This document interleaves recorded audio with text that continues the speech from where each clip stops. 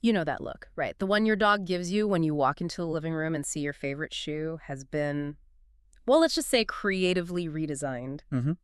We've all been there. Exactly. Mm. It's often the first thing that springs to mind when we talk about dog misbehavior, isn't it? We call it the guilty look. Maybe even chuckle a bit at how perfectly they seem to know what they did. Right. The classic head down, ears back look. But what if that crumpled posture, those averted eyes, aren't shame at all? What if it's actually terror? Like a desperate, silent plea for you to just stop being scary. That's a really important distinction. And what about that enthusiastic tail wag we all look forward to at the end of a long day? You know, the one that seems to scream, "I missed you. I'm so happy to see you." The universal sign of a happy dog, supposedly. Right, supposedly. But what if that isn't always a sign of unadulterated joy? What if it's something far more nuanced? Maybe a complex signal of intense arousal, or even a final subtle warning before a sudden snap. It's a possibility that many people just don't consider. It's a challenging thought, I know, because the world of dog communication is absolutely filled with these quiet whispers, these signals that are incredibly easy to miss and, well, so often tragically misunderstood by us humans, the people they adore. Hmm. As their devoted companions, we tend to project what we want to see onto them, don't we? Like a perpetually happy-go-lucky friend, a carefree pal. But just beneath that familiar surface, our dogs are frequently sending out these desperate, silent pleas for help that we just, well, we overlook them. We see what we expect to see, often. Exactly. And the reality is what we label as aggression or anxiety or just bad behaviors, it almost never comes out of the blue. There are always preceding warnings. Always. That's a critical point. It rarely just happens spontaneously. So the fundamental problem, it turns out, isn't that our dogs aren't communicating. It's that we've been taught, or maybe just implicitly learned, the wrong language. Right. We learned a simplified version. We've been led to believe that a wagging tail unequivocally means a friendly dog, a yawn signals only a tired dog, and a dog exposing its belly simply wants a rub. And while, yeah, sometimes those interpretations are absolutely spot on, They definitely can be sometimes. but the exact same behaviors can also signal profound stress, deep-seated fear, and genuine emotional turmoil. It's kind of like hearing a word you know, but completely misunderstanding its context and, therefore, its true urgent meaning. Precisely. The context is everything. So today, our mission is to peel back the layers of these fascinating and often, frankly, heartbreaking misinterpretations. And this communication breakdown, as you've so insightfully described it, it's truly profound. And in my experience, I've seen firsthand how this lack of understanding can severely fracture the bond between a dog and their human. It inevitably leads to immense frustration on the human's end. Because they just don't get it. Exactly. They can't grasp why their beloved companion is behaving in a particular way. And for the dog, well, the consequence is chronic debilitating stress because their desperate pleas for understanding, for space, for comfort, they're consistently unheard. They're trying so hard to communicate, and we, often completely unknowingly, are simply not listening. Wow, that's heavy when you put it like that. It is. So our deep dive today is really designed to empower you, the listener.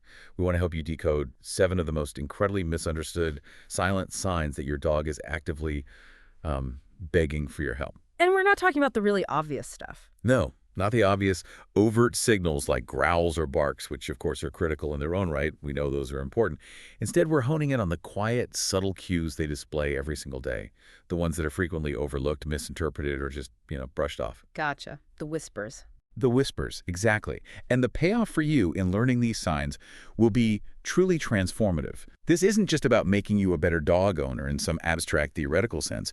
It will fundamentally alter the entire dynamic of your relationship with your canine companion. How so? It will empower you to genuinely answer their calls for help before they are forced to escalate their communication into a shout, desperate growl, a sudden snap, or even worse.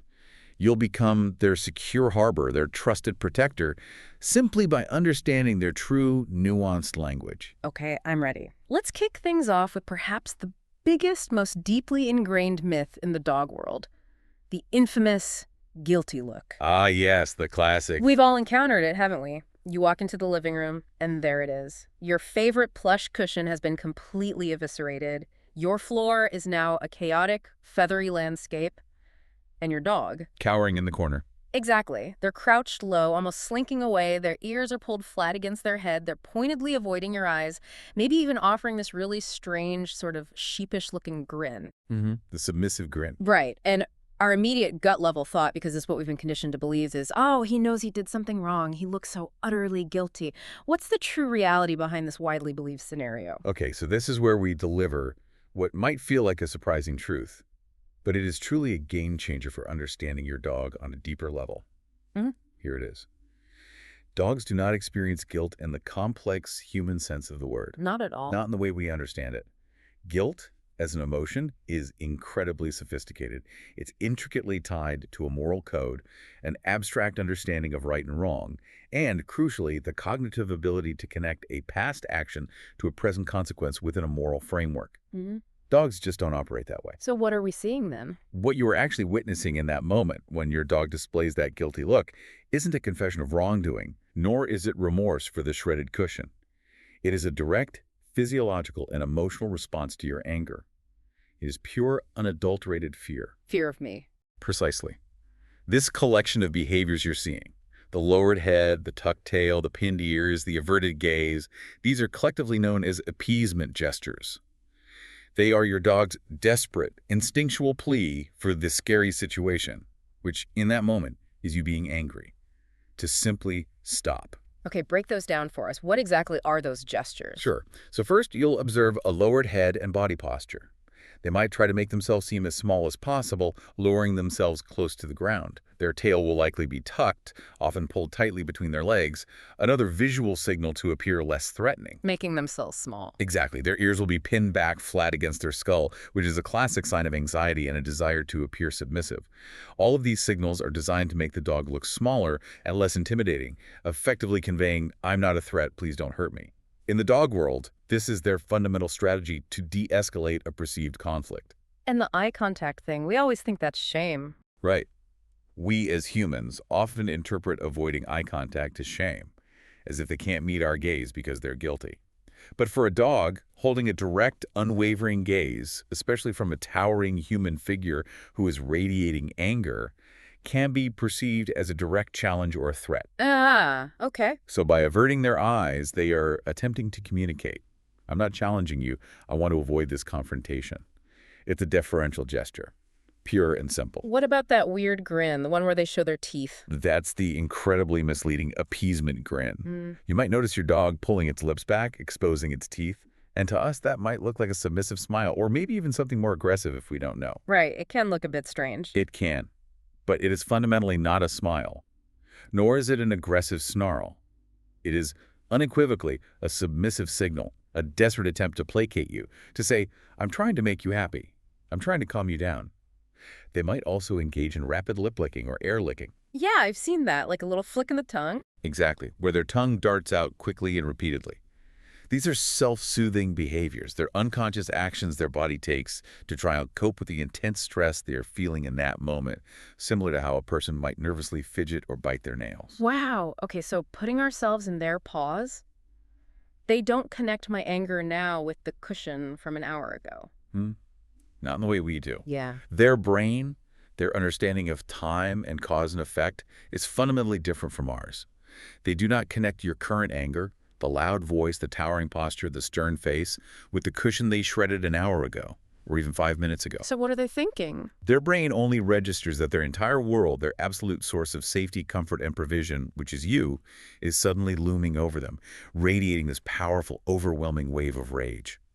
They have learned through past experiences that when you look and sound like this, uncomfortable or negative things tend to happen to them. So they instinctively offer this entire guilty look package, this collection of appeasement gestures, hoping that it will somehow calm you down and make the scary situation disappear.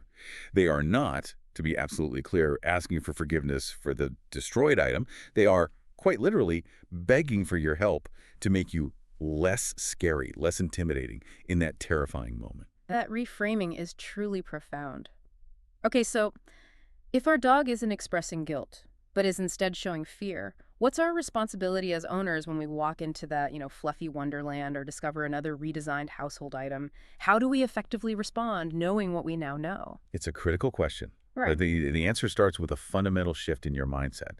When you discover a mess, take a deep breath. Your very first action should be to ignore the dog. Ignore them completely. For that moment, yes. Do not scold them, do not point, do not lecture, do not use a stern or angry voice. Your anger, your raised voice, your intimidating body language, none of that is an effective teaching tool in that moment regarding the past event. It is simply terrifying for them. And it damages the trust. Profoundly. It damages the trust that your dog places in you, eroding their sense of safety with you. So what's the actual solution then, if punishment doesn't work? The real solution, the long-term solution, lies in prevention and understanding the root cause of the behavior. A dog that engages in destructive chewing is often a dog that is bored or is experiencing underlying anxiety or simply needs more appropriate physical and mental exercise and enrichment than they are currently receiving. So focus on why they did it, not the act itself after the fact. Precisely. Focus your energy there. Provide them with appropriate puzzle toys that challenge their minds and keep them engaged. Ensure they get ample physical activity tailored to their breed and energy levels. And, crucially, proactively, dog-proof your home. Like childproofing. It's exactly like child-proofing. Make sure valuable or dangerous items are out of reach or securely stored. Then, when you see that guilty look in the future, recognize it for what it truly is, a desperate sign of fear. Your dog is saying loud and clear in their silent language, "You are scaring me." Responding to that with compassion rather than anger is the first giant, crucial leap toward becoming the trustworthy, secure leader and protector they so desperately need and deserve. That clarity around the guilty look is groundbreaking. Okay, building on this idea of subtle, often missed signals, let's turn our attention to some incredibly common behaviors we probably dismiss daily. The yawn, the quick lip or nose lick, and maybe a sudden, seemingly out-of-the-blue scratch. Yes, the trifecta of easily missed stress signals. Right. When you see your dog yawn, your mind probably jumps to, oh, nap time. A quick dart of the tongue to their lips. He must be hungry. A sudden scratch behind the ear. Maybe it's fleas. And look, in many, many contexts, you'd be absolutely right. Those interpretations can be accurate. They certainly can. A yawn can mean tired. A lip lick can mean anticipation of food. But you're suggesting there's a deeper layer to these seemingly normal actions. Absolutely. Here's the crucial nuance we often miss. When these behaviors occur out of context, when there's no logical reason for them in the immediate environment, they're no longer just normal body functions. They are what behaviorists specifically call displacement behaviors, or calming signals. Displacement behaviors. Okay, what does that mean exactly? It's a fascinating and critical aspect of dog communication. It happens when your dog feels conflicted, or is experiencing anxiety, or simply feels uncertain or overwhelmed by a situation. Think of it like a nervous person in a social setting who might unconsciously fiddle with their hair or tap their foot repeatedly. Or check their phone constantly. Exactly. Or clear their throat over and over.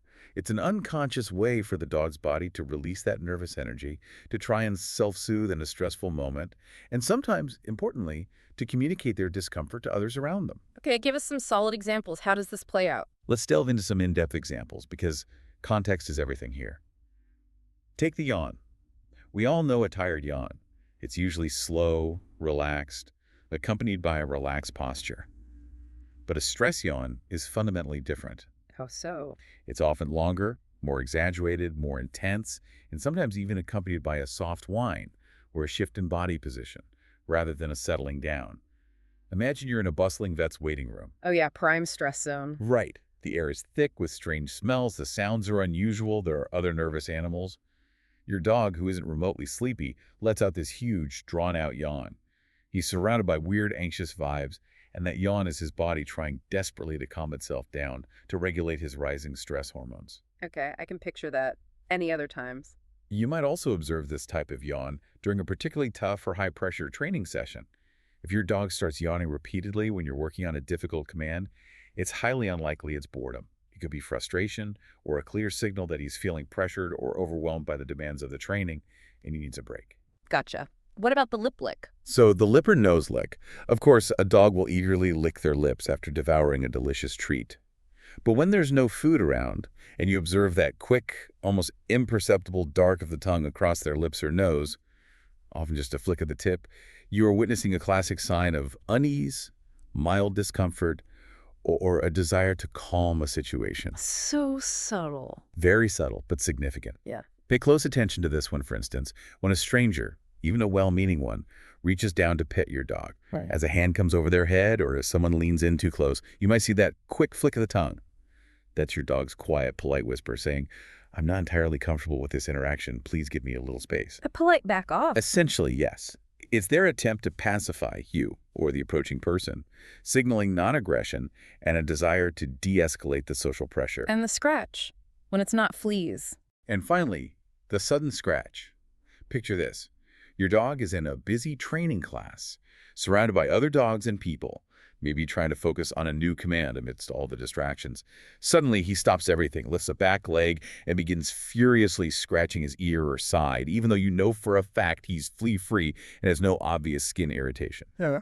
Or you have a house full of guests, and your dog, instead of greeting them, sits by the door scratching away, seeming agitated. This is another prime example of a displacement behavior. He's using the scratch as a momentary unconscious distraction from the social pressure or the overstimulating environment. It's a way to redirect that nervous energy. Are there others like this?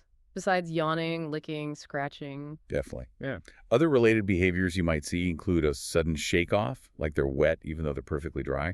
This often happens after a tense interaction, like shaking off the stress. Ah, interesting. Or, sometimes, you'll see an intense and prolonged interest in sniffing the ground, even in an area they've already explored thoroughly. This can serve as a way to avoid eye contact or disengage from a stressful situation they don't want to deal with. These are all subtle ways they try to cope with internal conflict or stress. Recognizing these incredibly subtle signals, it's almost like getting a secret decoder ring for your dog's brain, isn't it? It really is. They are, as you said, the earliest warnings, the first little tremors that their stress levels are beginning to rise, often long before a more obvious growl or a visible retreat. But, if I'm just a typical owner, how do I reliably differentiate between a simple tired yawn and one that's a genuine stress signal? Or a normal itch versus a stress scratch? Are there specific contexts where it's almost certainly stress? That's an excellent and very practical question. The key really comes down to context and intensity. A tired yawn is usually slow, relaxed, and happens when the dog is naturally settling down. A stress yawn often seems completely out of place, like in the middle of a bustling park, or when someone is staring at them intensely, or during that vet visit. Okay, the situation matters most. Absolutely. It can also be more rapid, or come in quick succession, or just feel more exaggerated, almost like a fake yawn. For a scratch, if you've ruled out any medical reasons like fleas or skin issues, and it happens specifically when they're in a new or overwhelming situation, or when they're being asked to do something difficult or stressful, then it's very likely stress-related. And the lip lick. The lip lick is perhaps the easiest one to spot out of context. If there's no food present, and it's that quick, almost nervous flick of the tongue, especially right when someone approaches them, leans over them, or stares, then it's a strong, calming signal. It's communication. So what should I do the moment I see one of these? The moment you observe an out-of-context yawn, or that quick lip lick, or a sudden unexplained scratch, stop and ask yourself, what just happened right before that behavior? Or what is currently happening in the environment that might be causing this discomfort? Often the fix is incredibly simple once you identify the trigger. Like what? It's about creating space and advocating for your dog. For example, if you notice your dog lip-licking when a stranger is reaching towards them, politely but firmly step in. You can say, "Oh, he's a little shy. Let's give him a minute to get comfortable," and gently guide your dog away. Or position yourself between them and the person. Be their buffer. Exactly. Be their buffer, be their advocate.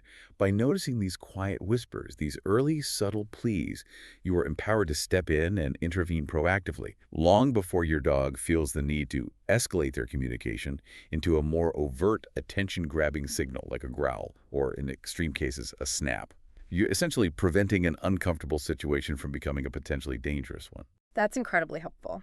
Okay, let's move on to what I think is universally the most misunderstood piece of dog body language out there. The tail wag. Ah, the tail wag. So much confusion there. Right. Since childhood, we've been taught this simple equation. Wagging tail equals a happy dog. It's so deeply ingrained in us, isn't it? We see that wag and our hearts just melt, assuming it's an open invitation for cuddles and play. But you're saying that assumption is, well, potentially dangerous. It absolutely is dangerously simplistic, and this oversimplified understanding unfortunately leads to countless miscommunications, uncomfortable encounters, and sometimes, yes, even bites. Because here's the core truth. A wagging tail simply means emotional arousal. Emotional arousal, not just happiness. Correct. That arousal can certainly be happy excitement, and often it is. But crucially, it can also signify frustration, deep anxiety, or even serve as a clear warning of impending aggression. The key is not that the tail is wagging, but how it's wagging. It's a complex language, and the details, the height, the speed, the breadth, and even, as research suggests, the direction matter immensely. Okay, let's decode it then. What are the details we need to look for? Start with height.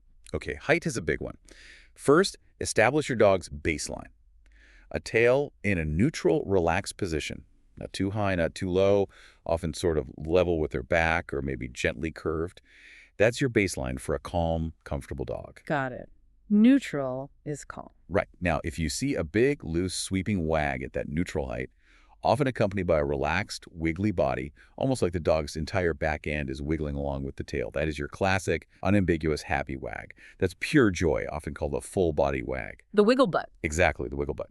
But when the tail's position changes significantly from that neutral baseline, the meaning shifts dramatically. A tail held very high often flags stiffly back and forth in short, rapid movements.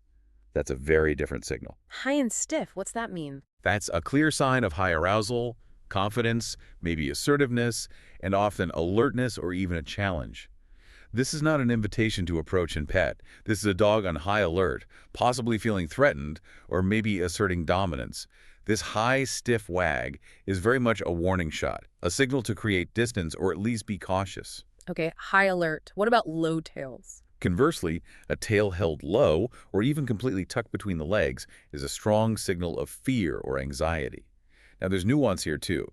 A low, fast, tight wag, almost just a vibration back there, often means the dog is nervous, insecure, and trying to communicate that they are not a threat, sort of appeasing. Nervous wag. Right. And if the tail is tucked firmly between their legs pressed against their belly, that dog is screaming fear. They're trying desperately to make themselves appear as small and non-threatening as possible, signaling extreme distress. Okay, so height is crucial. What about speed and how wide the wag is? Speed and breadth are huge clues, too. We mentioned the happy wag. That's often a fast, wide, full-body wag, sometimes called a helicopter tail, because it's so circular and encompasses the entire hindquarters.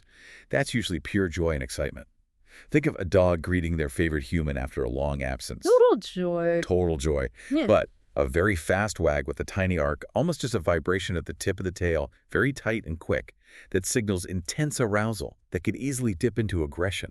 It's a sign of a dog teetering on the edge, highly stimulated, and potentially about to react negatively. Ooh, okay, that's a really important one to recognize. The tiny, fast vibration. Critical.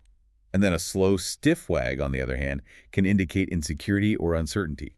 The dog is unsure how to react to this situation, perhaps processing information or feeling conflicted, not yet committing to a strong emotional state, like they're thinking, what's going on here? That's incredible how much information is packed into something we typically interpret so simply. Now, I've heard whispers of research about the direction of the wag having meaning. Is that truly a factor? And if so, how can we even perceive that? Here's where it gets really interesting. It is indeed fascinating research. And yes, studies have actually shown that the direction of the wag can hold meaning, and it seems to be linked to different activations in the dog's brain. Research, particularly work done in Italy, indicates that dogs tend to wag their tails more to the right side of their body when experiencing positive feelings. Right side for positive. Yes, like seeing their beloved human come home or interacting with a familiar, friendly dog. Conversely, they tend to wag more to their left side when experiencing negative feelings, such as seeing an intimidating, unfamiliar dog or being in a stressful situation. Left side for negative. Wow. Why is that? It's thought to be related to the left and right hemispheres of the brain. The left brain controls the right side of the body and is associated more with positive approach behaviors, while the right brain controls the left side and is linked more to withdrawal or avoidance behaviors. That's amazing. Can we actually see that difference easily? Honestly, while this specific directional wag is a validated finding, it can be quite tough to spot reliably in the moment with the naked eye for a casual observer, especially since wags can be fast and complex. But what it powerfully illustrates is just how much complex, nuanced information is packed into that wagging tail. It really underscores how much is going on internally. Exactly. It underscores how deeply connected the wag is to their emotional state and internal processing. It tells us that what appears to be a simple, uniform action is actually a rich, multi-layered signal. That's a revelation. Okay, so what do we, the listeners, do with all this new detailed information about tail wags? How do we become true tail readers and apply this for better understanding and safety in everyday life? Your primary task now is to become a genuine tail reader, moving beyond that simplistic wag equals happy equation we all learned. Instead, when you see a tail wag, consciously stop and assess the entire dog's body language. Look at the whole picture. The whole picture. Is their body loose and relaxed, or is it stiff and rigid? Are their ears relaxed and natural, or are they pinned back flat against their head, or maybe erect and pointed forward intently? Is their mouth soft and slightly open, perhaps with a relaxed tongue, or is it tightly closed and tense? And then look at the tail. Is it a high, stiff flag signaling alertness or warning, or is it a low, nervous twitch indicating fear? All these pieces combine to tell the real story. So, how should we respond based on that whole picture? Your response should be immediate and appropriate based on this holistic assessment. If you see a high, stiff wag or that very fast, tight, vibrating wag, understand that this is a warning, or at least a signal of high tension and potential reactivity. Your best course of action is to create distance from whatever is triggering that arousal. Like moving away. Exactly. That might mean crossing the street to avoid another dog or person, or simply moving your dog away from the stimulus calmly. If you see a low, tucked wag or that low, fast, tight wag, that's a clear signal of fear or anxiety. Your priority there should be to remove your dog from that scary situation to provide them with safety and reassurance. Get them out of there. Get them out of there. By learning to understand the complex language of the tail, you can truly hear your dog's warnings loud and clear and act as their protector before a situation escalates or becomes dangerous. You become their advocate. This next sign is particularly exhausting for a dog living through it constantly, yet it's often misinterpreted by us as simply being well-behaved or maybe just being on guard. I'm talking about hypervigilance, and those abrupt moments where the dog just freezes completely. Ah, the freeze. Such a critical signal. From what you've described, this isn't a dog calmly observing the world. It sounds more like a dog whose nervous system is stuck perpetually in fight or flight mode, constantly scanning their environment for threats because fundamentally they don't feel safe. It sounds like a deeply stressful existence. Indeed, it is profoundly stressful. A hypervigilant dog cannot truly settle. You'll observe them pacing, maybe from window to door, unable to relax into a nap or just lie calmly on a bed. On walks, their head is constantly on a swivel, scanning, scanning, scanning. Not enjoying the walk at all? No, they're unable to simply relax and enjoy sniffing the ground, which is such a natural, enriching, and inherently calming activity for dogs. Every tiny sound, every slight movement triggers an immediate reaction from them, a sudden head snap, an ear twitch, a stiffening of the body. Owners might innocently say, "Oh, he's such a great watchdog." Right, they think it's a good thing. But in reality, that dog is living in a state of chronic, pervasive anxiety. They are silently begging for a sense of security, for someone else to take on the burden of watchdog so they can simply relax and just be a dog. And the freeze is part of this. Yes, a key, and often critically missed, part of this hypervigilance is what we call the freeze. Imagine your dog is walking calmly beside you, and then instantly they become a statue. Their body becomes rigid, their mouth clamps shut, maybe they lean forward slightly, and their eyes are locked, unblinking, onto something in the distance. Another dog, a person, a strange object. Like time stops for them? Exactly. This freeze is a giant flashing warning sign. It's often the calm before the storm, a critical moment before a more overt reaction like barking, lunging, or even potentially a bite. Why did they do that? Why freeze? Biologically, it's rooted in predator-prey dynamics. In the wild, predators often freeze before they strike, using stillness to assess and prepare. For our domestic dogs, it's a moment of intense decision-making under duress. They've spotted a trigger, something perceived as a threat or highly stimulating, and in that frozen stillness, they are rapidly deciding whether the best course of action is to fight, to flee, or perhaps to try and avoid the perceived threat through appeasement or just staying still. It's their body's way of going on high alert, preparing to react. Okay, so it's a decision point. Now, many owners might actually think their dog is being attentive or focused when they freeze like that, or maybe even polite for not lunging immediately. What's the most dangerous assumption an owner can make in that moment, and what's the consequence of missing this critical signal? That's a crucial point, and you hit the nail on the head. The most dangerous assumption an owner can make is precisely that. Thinking their dog is being polite, or just looking or calmly assessing, when they freeze and stare intently at another dog across the street. And then they let the other dog come closer. Exactly. They then, often tragically, allow the other dog to approach, completely oblivious that their own dog has been screaming, "I am uncomfortable, I'm afraid, I need space," with its rigid stillness. When their dog finally does explode, with barking, lunging, snapping, or even biting, the owner is genuinely shocked. Came out of nowhere. That's what they always say. It came out of nowhere. He was fine a second ago. But it almost never comes out of nowhere. The freeze was the clear, undeniable warning. The freeze was the desperate, silent plea for help, for intervention, to create distance and prevent the forced interaction. The consequence isn't just a startled owner and potentially a dangerous situation, but it's also a dog whose subtle warnings have been ignored, teaching them that the only way to be heard is to escalate. Are there other times we might see freezing, besides seeing another dog? Absolutely. Yeah. You'll see this freezing behavior in other, less obvious contexts too, which are equally important to recognize. A dog might suddenly freeze when you reach for their collar, especially if they've had negative experiences with collar grabs in the past, or when a child runs up to them too fast, surprising them and invading their personal space. Resource guarding, too. Definitely. A dog guarding a valuable resource, like a bone or a favorite toy, will often freeze, become rigid, and give a hard, unwavering stare if you get too close. This is a crystal clear signal saying, "Do not come any closer. This is my boundary and I'm very uncomfortable." Ignoring that freeze is a direct challenge to their space and comfort, and it's a dangerous path to take, as it forces the dog to consider further escalation, like a growl or a snap. So, if we're seeing this hypervigilance or these freezes, you're telling us this isn't a good dog calmly observing, but rather an insecure dog feeling deeply unsafe. That's a profound reframing of a common perception. What's the most effective way for us to intervene and support them then? How do we help? It absolutely is a profound reframing. And once you truly internalize that, your entire approach shifts. Your primary goal becomes helping them feel safe and secure. That is paramount. On walks, for instance, if you notice your dog is constantly scanning, head swiveling, and freezing at every stimulus, it's a clear indication that the environment is simply too overwhelming for them at that moment. So, change the environment. Yes, manage the environment. Try walking at quieter times of day when there are fewer triggers. Seek out more secluded places like quiet trails, less busy neighborhood streets, or even large open fields where they can relax and sniff without feeling bombarded by constant threat assessment. And what's my role during the walk? Your crucial role in this dynamic is to become their lookout so they don't have to be. Your job is to actively scan the environment and spot potential triggers. Another dog, a person approaching quickly, a loud construction site, a flapping flag before your dog does. Be proactive. Be proactive.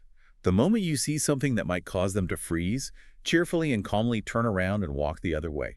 Create distance before they even have a chance to register the threat and lock onto it and freeze. This simple act teaches them, over and over, that they don't have to manage the world alone. You've got their back. You are their protector, their safe harbor. Okay, but what if I miss it? What if they do freeze? If, despite your best efforts, your dog does freeze, your only appropriate move in that instant is to increase distance immediately. Don't pull them or force them, but make a U-turn. Perhaps happily call their name in an upbeat tone to break the tension and guide them away. Recognizing freezing as an urgent cry for help makes you their source of safety, rather than inadvertently becoming a source of pressure or forced confrontation. You build incredible trust by showing them you understand their signals and will protect them from feeling overwhelmed. Our fifth sign often catches owners by surprise because, well, on the surface, it feels like a sudden surge of affection, but you're saying it's actually a deep sign of distress. The sudden Velcro dog syndrome. Yes, the sudden onset clinginess. Now, I want to be clear and differentiate this from a naturally cuddly dog. Some breeds, or just individual dogs, are predisposed to being very affectionate and wanting to be physically close to their people.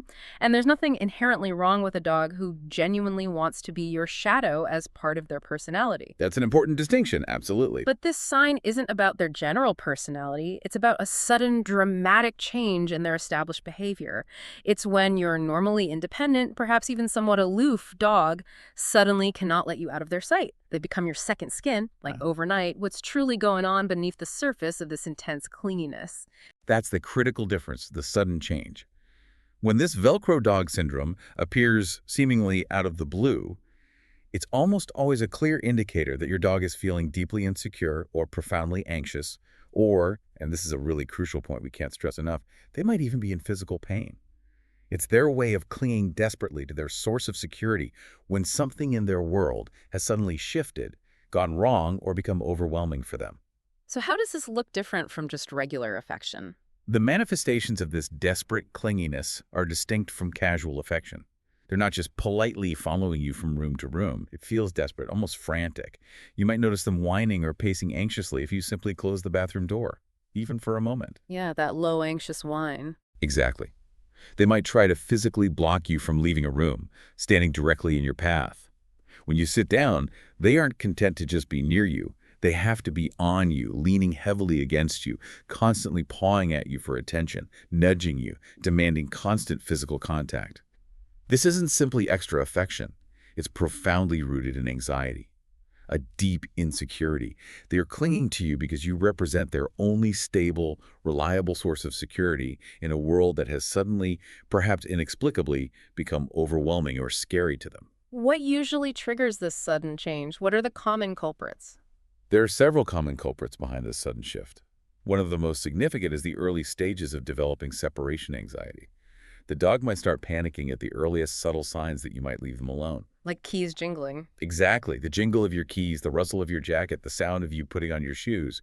Their sudden clinginess becomes a frantic, desperate attempt to physically prevent you from departing because their greatest fear is being left alone. Okay, separation anxiety is a big one. What else? Another major reason can be a significant, unaddressed change in their world, what we sometimes call a major life event. Did you recently move to a new house, completely disrupting their familiar territory and routines? Did a new person or another pet, a baby, a new partner, a new dog, a new cat, suddenly join your family, changing the entire household dynamic and their place within it? Or even a change in my schedule. Absolutely. Has your work schedule abruptly changed, leaving them alone more often or at different times, creating an unpredictable routine they can't rely on? Any of these profound shifts can shatter a dog's established sense of routine and security, causing them to cling to you as a lifeline in a suddenly unstable world. And you mentioned pain earlier. That seems really important. It is crucial. And here's the point that every single owner needs to hear and internalize. A sudden, unexplained surge in clinginess can very often be a primary sign that your dog is in physical pain or is experiencing an underlying medical issue.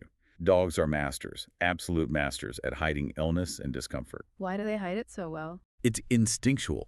In the wild, showing weakness makes you vulnerable to predators. So they often suffer in silence, enduring pain without obvious complaints like limping or yelping until it's severe. But when they feel truly unwell, when something truly hurts, they will often seek profound comfort and closeness from their most trusted human. This unexplained, out-of-character clinginess might be their only way of telling you that something hurts, that they are physically suffering, and that they desperately need your help and comfort. They're literally begging for your attention because they are in pain and seeking reassurance from their safe person.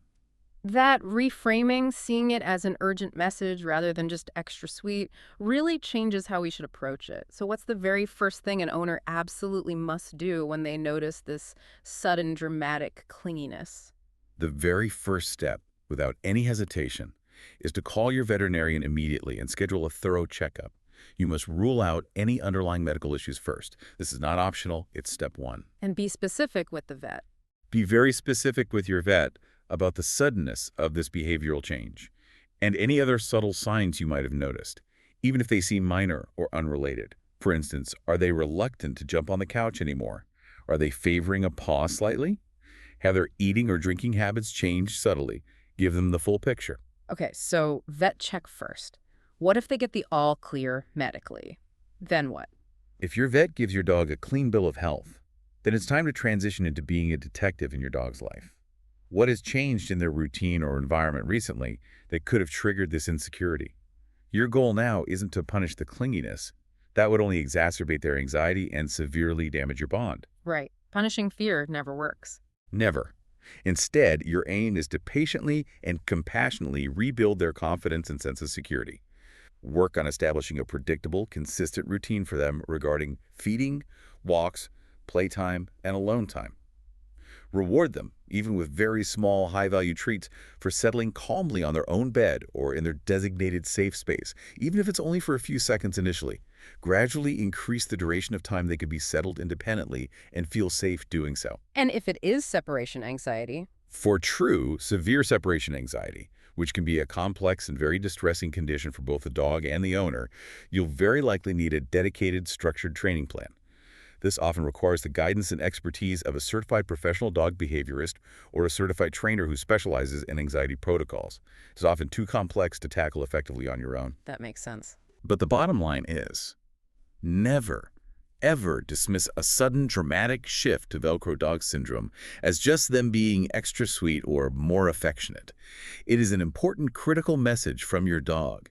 They're clinging to you because they are begging for help, for security, for reassurance in a world that has suddenly become frightening or perhaps physically painful.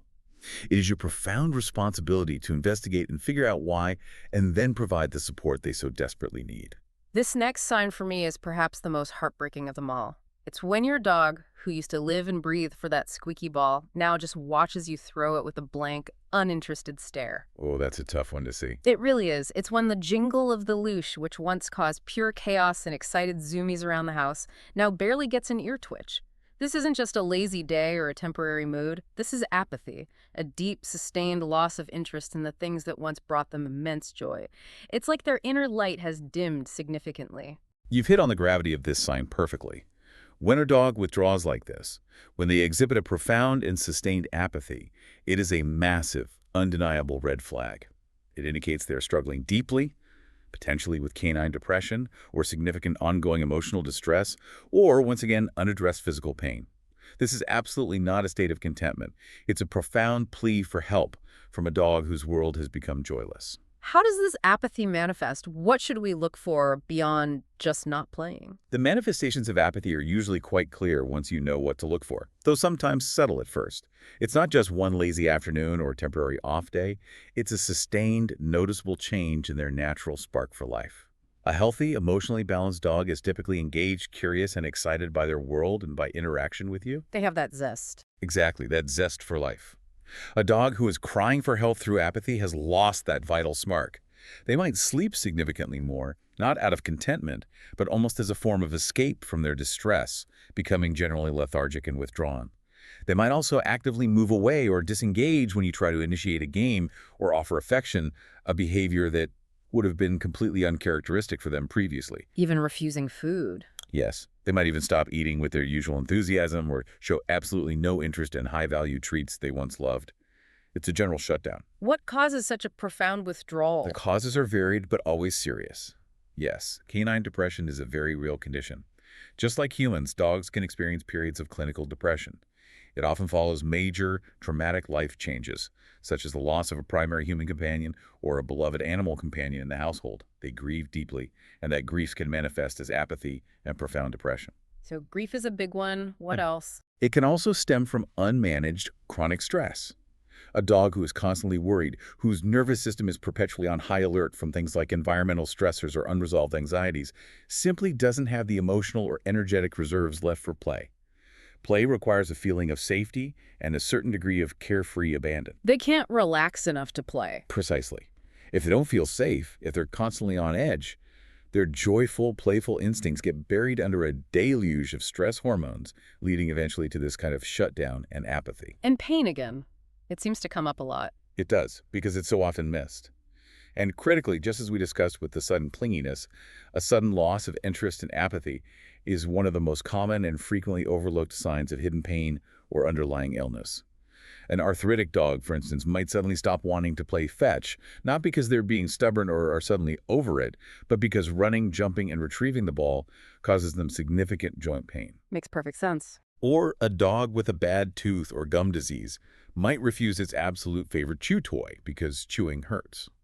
A dog with an internal organ issue might lose its appetite and energy. They aren't being disobedient or lazy. They are often physically unable to enjoy it, and their withdrawal, their disinterest, is a direct, urgent message about their suffering. They are sending a plea for help because they are physically unwell and their energy is consumed by simply coping with the pain. That really makes the urgency feel even more palpable. If you notice your dog has lost that quintessential doggy joy, that spark, it sounds like you have to act and act fast. This isn't something to just wait out and hope it gets better, is it? You are absolutely correct. Urgency is paramount here. This is not a wait-and-see situation. Your first and foremost stop, without exception, should always be a comprehensive veterinary exam. Pain and underlying medical conditions are enormous and often invisible causes of profound behavioral changes, like apathy, and they must be ruled out before you even start considering purely behavioral interventions. And again, specifics matter for the vet visit. Be incredibly specific with your vet about all the activities your dog has stopped enjoying and any other subtle behavioral changes you've observed, even if they seem minor. Don't just say he's quiet. Say, he no longer greets me at the door with a wag, he won't play fetch anymore, even though it was his favorite, and he just lies on his bed looking sad all day. Details help the vet pinpoint potential issues. Okay, vet check done, hopefully all clear medically. Then what? How do we help them mentally? If your dog receives a clean bill of health medically, then your mission shifts to becoming their most dedicated advocate for mental and emotional well-being. If their apathy seems linked to a specific event like a loss or grief, give them time and space to process, but also gently try to introduce new, calm, positive experiences. Like what kind of experiences? A quiet safari walk in a new, low-stress environment can be incredibly enriching for their mind. Just letting them slowly wander and sniff at their own pace, engaging their natural instincts without any pressure, can be therapeutic. Instead of high-pressure games like fetch that might be too demanding, try to re-engage them with low-pressure, mentally stimulating fun. Simple games. Simple games, exactly. Simple nosework games inside, hiding high-value treats for them to find, using their amazing sense of smell. Scatter feeding their meals in the grass instead of a bowl. Anything that encourages gentle engagement. And celebrate the tiniest flicker of interest with gentle, calm praise. Don't force it, but make every effort to create opportunities for small moments of joy. And if it's really severe, If the apathy is severe and prolonged and you've ruled out medical causes, consulting a certified professional dog trainer or a veterinary behaviorist is highly recommended. They can help devise a specific plan to address potential underlying anxiety or depression and help re-engage them with life. it sounds like a serious commitment. It is. Yeah. Ultimately, apathy is a silent cry for help, but it is just as urgent, if not more so, than an overt growl or bark. It means that your dog's world has metaphorically gone dim, lost its color, and it is your profound job, your responsibility as their guardian, to help bring that light, that joy, back into their lives. Our final sign today is perhaps the most subtle of all, but once you learn to recognize it, it's the closest you'll get to actually reading your dog's emotions in real time. It's the subtle yet incredibly powerful language of facial tension. Yes, the face tells such a story if you know how to read it. A happy, truly relaxed dog has what we call a soft face, right? You see Right. soft, relaxed eyes, maybe slightly squinted, a smooth, unwrinkled forehead, and a loose, often slightly open mouth, perhaps with a relaxed tongue lolling out. Just easy. Exactly, a picture of contentment. But a stressed or fearful dog, they hold an incredible amount of tension in their face, and learning to spot it is like learning to read human microexpressions. This facial tension you're suggesting is your dog's silent scream for space, for relief from whatever is bothering them. That's precisely right. It's a direct window into their immediate emotional state. Let's break down the key facial cues that signal this underlying tension and fear, because they are incredibly precise and reliable once you tune in. First, let's focus on the eyes. One of the most critical signals you can learn is what we call whale eye or half moon eye. Whale eye, I've heard that term. What is it exactly? This occurs when your dog turns its head slightly away from something stressful, but keeps its eyes rigidly locked on that object or person, exposing the whites of their eyes, the sclera, in a distinct half-moon shape, usually on the inner or outer corner. Ah, okay. So head turned, eyes still locked on the thing. Exactly. This is a crystal clear, unambiguous sign of anxiety, discomfort, and often a desperate desire to create distance or for the situation to stop, without resorting to a direct challenge. It's a huge, please stop signal. When would we typically see whale eye? You'll frequently see whale eye in specific high-pressure situations. Mhm. For instance, when a dog is being hugged tightly by a child or an adult and they feel trapped or uncomfortable. Or perhaps when they are guarding a valued resource, like that toy or bone we mentioned, and you get too close, making them feel threatened. That whale eye is a stark visual warning that says, I am very uncomfortable with this situation, and if you don't stop, if you don't give me space, I may have to escalate my warning signals to get you to listen. It's a plea and a warning combined. Okay, whale eye critical signal. What about ears? Next, consider the ears. Now, ear shapes vary greatly among breeds. Some are floppy, some are erect, but the principle of tension remains the same. As a dog's stress or fear increases, their ears will instinctively pull back or pin flat against their head. The tighter they are pinned, the more intense the underlying fear or anxiety usually is. So flat ears mean fear. Generally, yes, pinned back flat is a strong indicator of fear or appeasement. Conversely, stiff, forward-pointing ears, often combined with a freeze, can also indicate high arousal, intense focus, and alertness, sometimes preceding a freeze or reactive behavior. A dog's ears are incredibly expressive, and they provide an immediate barometer of their emotional state, second by second. And the mouth, what tells us about tension there? The mouth and muzzle are also dead giveaways for tension. A stressed dog will often have a tightly closed mouth, almost clamped shut.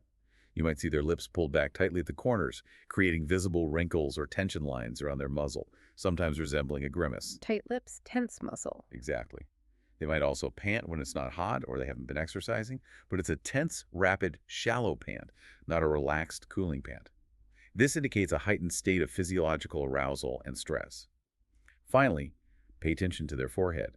An anxious or worried dog will frequently have a furrowed brow with vertical lines appearing almost as if they are frowning or deeply concentrating, reflecting their internal unease. So when we see these specific facial cues, the whale eye, the pinned ears, that tight mouth, a furrowed brow, you're telling us that this isn't just a fleeting expression, it's profound communication. It's their clearest way of saying no, silently. Given this, what's our immediate responsibility, and how does respecting this connect to their overall safety and the trust they place in us? Precisely. It is their clearest no, their silent plea for space, for the pressure to stop, for safety. When you observe these facial expressions, especially that potent whale eye, you are seeing a dog who is actively begging for your help to get out of a situation or for you to cease an action that is causing them distress.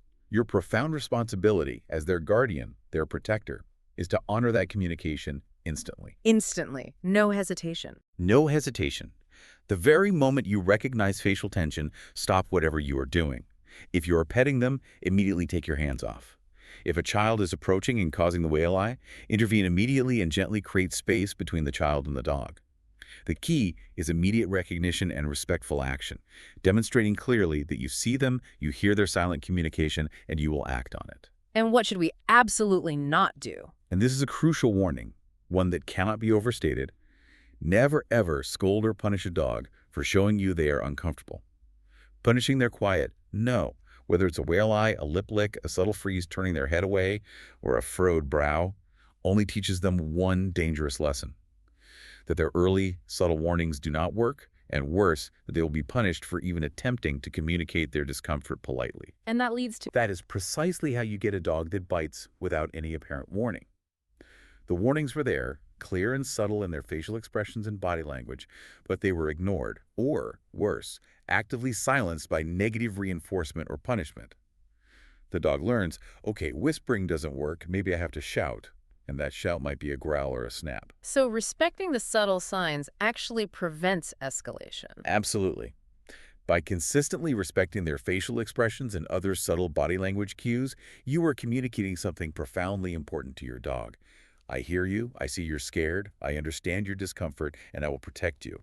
This is the foundational bedrock of unbreakable trust between you and your dog.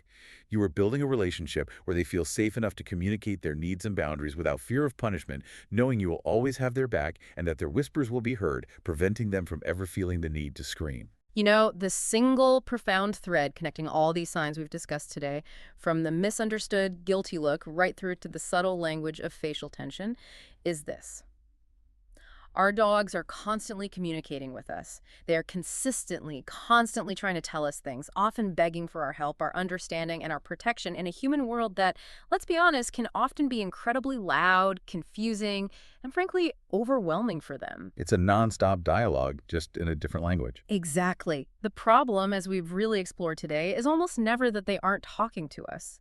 It's that we simply haven't learned to truly understand and speak their language, the language of subtle body signals and quiet pleas.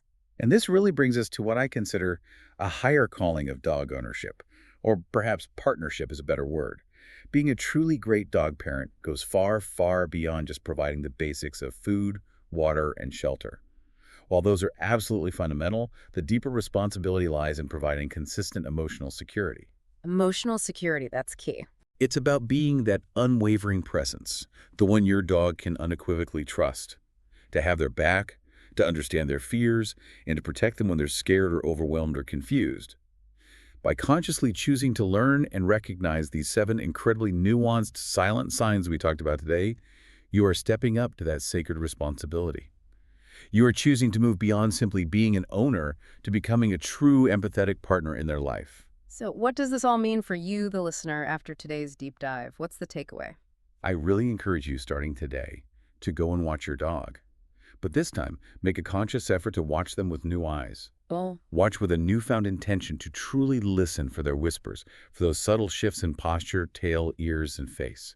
When you answer their silent pleas with compassion, with understanding, and with proactive intervention based on what you see, you are giving them the greatest gift of all, which is which is the profound security of knowing that they are truly seen, truly heard, and unconditionally loved and protected in a way that goes far beyond just words or belly rubs. And as you commit to truly listening for your dog's whispers, maybe consider this provocative thought. What other unspoken languages are we missing in our lives, in our interactions with other humans, perhaps with nature, or even within ourselves? By honing this profound skill of compassionate observation with your dog, you might just unlock understanding and connection in ways you never imagined, extending far beyond the wag of a tail. that's a beautiful thought to end on. So reflect on this. What stands out to you from today's deep dive? Perhaps there's one subtle sign your own dog gives you that you now see a little differently after our conversation. Your new understanding could be a light bulb moment for you, a turning point, and potentially for others you share it with as you continue to learn and grow in your incredible relationship with your canine companion.